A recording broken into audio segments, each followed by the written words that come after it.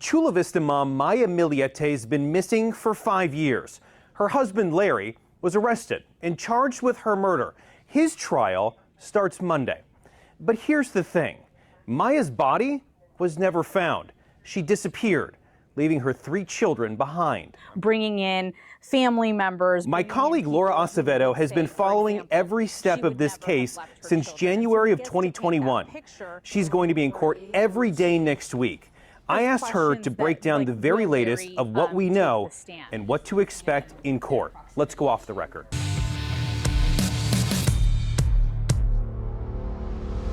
Laura, there's a ton going on with this case. Bring us up to speed with the latest. What's going on? Yeah, so opening statements start on Monday, and that is really where we'll hear the prosecution lay out the case that they have against Larry Millete. We're expecting to hear from a lot of witnesses. If you remember back to the preliminary hearing, this was a 10-day thing. This trial is going to go, expected to go 3 months. So we're going to hear from police officers, family members. There hasn't been a witness list per se, but we got a look of that during the preliminary hearing. Tuesday, the jury was seated, so we know it's made up of 5 men and 7 women and 6 alternates, 3 and 3. And so they will be the ones that will be listening to the prosecution lay out their case against Larry, and then obviously we'll have the defense, defend their client. An interesting part to this, a lot of times during criminal trials, we're allowed to have cameras in the courtroom, but for this, there will be no cameras in the courtroom. No, and so Judge Camarena, up until the beginning of what he called the beginning of trial, when they started those motions, he had allowed cameras, and we were able to see Larry. He would often show up wearing a blue, county prison-issued jumpsuit, and he always had a white face mask and his glasses. But the judge decided that in fairness to him and to preserve kind of the integrity of the case, he was not going to allow cameras in the courtroom. It was a shock and surprise to many of us because he had allowed us up until this point. You know, we're talking, this has been years of court cases and delays and hearings, but this time no cameras allowed. We will be allowed inside. We will be able to take notes and live update, but no cameras to protect Larry. And the judge said he also wanted to protect the jurors. He wanted to make sure that they felt they could deliberate freely and decide whatever it is that they decide without worry that the public would scrutinize or judge their decision. You mentioned something interesting right there, that it's been delay and delay. This isn't the first time that the trial was supposed to happen, correct? It was supposed to happen at least months, if not a year ago, right? Yes, it was initially, well, the latest delay, if you will say, was it was supposed to start in March, and now it's obviously starting in May, but there have been a series of delays. We had Larry originally had an entirely different attorney, and he changed attorneys, and so that created a delay because the new attorneys have to catch up. They have to learn into a case. No, they have to learn the case, and so that was one of the delays. Then at another point, there was questions about his competency, and the judge ultimately decided that he was competent to stand trial. And then most recently, and this did not create a delay, but the defense argued that the prosecutor had participated in misconduct and asked for her to be removed from the case, and also wanted the case to be dismissed altogether. Judge Camarena said, we are not doing that. We are going to trial, and that's what we're going to see happen on Monday. It's a lot of lawyering, if you want to take a look at it from that area. You've been on this case since 2021, when Maya first just disappeared, vanished, as we've said. You've gotten to speak to her family. Yes.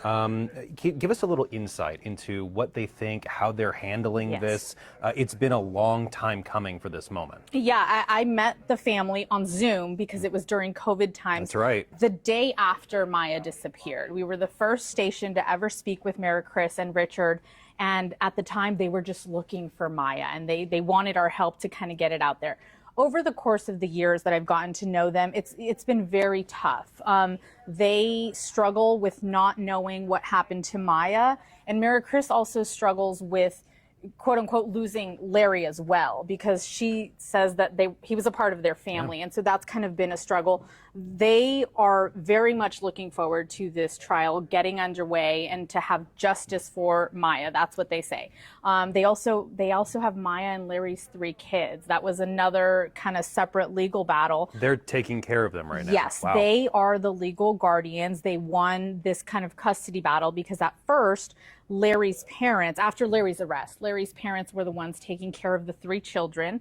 And Mary Chris, Maya's sister, decided that she wanted to take care of them. And that became a legal battle. The court ultimately decided that Mary Chris and Richard Droulet were the best people to care for Maya and Larry's 3 children. And so it's tough, and they want answers, and they feel that this trial is the beginning of getting those answers and justice. Yeah, Larry has been behind bars for several years at this point, but one of the interesting parts of this is they've never found Maya's body. So this isn't, it's a different type of case for the district attorney's office. Have you spoken to them? Any insight on how they're handling this? Because this is one of those just, how do you prove a case that he killed somebody if there is no body? Yes, so we haven't talked to the San Diego district attorney, the prosecutors in this specific case, but we have talked to other prosecutors who have prosecuted no body cases. Most recently, we spoke to Matt Murphy. He prosecuted 5 no body cases and got convictions in all of those cases. So he has experience. He basically says that he sometimes prefers no body cases because he's allowed to show the jury, or he's able to show the jury, who this person was. So in this case, who Maya was. Bringing in family members, bringing in people who would say, for example, she would never have left her children. And so he gets to paint that picture, he says, versus having a body. You just have to prove that this individual killed this person and there's the body. So it has happened. There have been convictions with no body cases, and we'll have to see what happens. That's complicated. There's a lot that's going to happen over the next few weeks. Is there anything from covering this that you're anticipating, maybe stuff that we haven't heard on the news, stuff that you've been looking forward to hearing that might paint a picture of what happened that we don't know about? Well, I think there's questions that, like, will Larry take the stand? Will the children take the stand? So there's a lot that we are looking forward to, maybe getting more information. What I do think is that this is going to be a case that it already has kind of generated a lot of attention over the years. And there are people, you have to remember, there were search parties for Maya at the beginning before Larry was ever arrested. And those searchers, they call themselves, I think they're search warriors.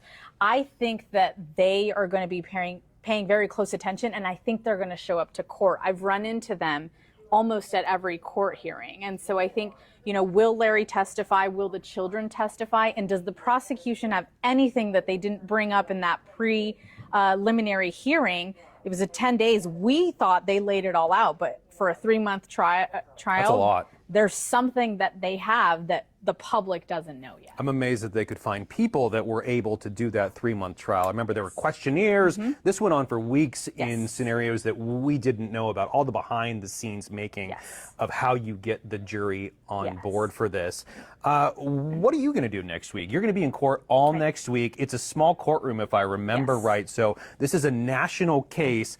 How are you going to handle this? Yeah, so I mean, we will be in the courtroom for the full first week, and we will be, you know, bringing the updates as we get them. And I think it's one of those where you'll hear in opening statements, we're going to hear what the prosecution, you know, kind of like the summary of what their case is. And so I think that'll kind of indicate who they plan on bringing or what evidence they plan on presenting over the course of 3 months. And obviously we will, you know, hopefully have these discussions and bring this to the public, because without cameras, we, the journalists, are the ones that are supposed to bring it to the viewer. Yeah, there's going to be a lot of note-taking in this without being able to do that. So Laura is going to be in court all day, every day next week. We're going to cover this trial as it continues throughout the weeks. And every week we're going to do this same thing, where we're going to sit here and break it down for you. What happened in court that week? What was the latest that was going on? So you can keep up to date. When we know it, you'll know it. Right here on ABC 10.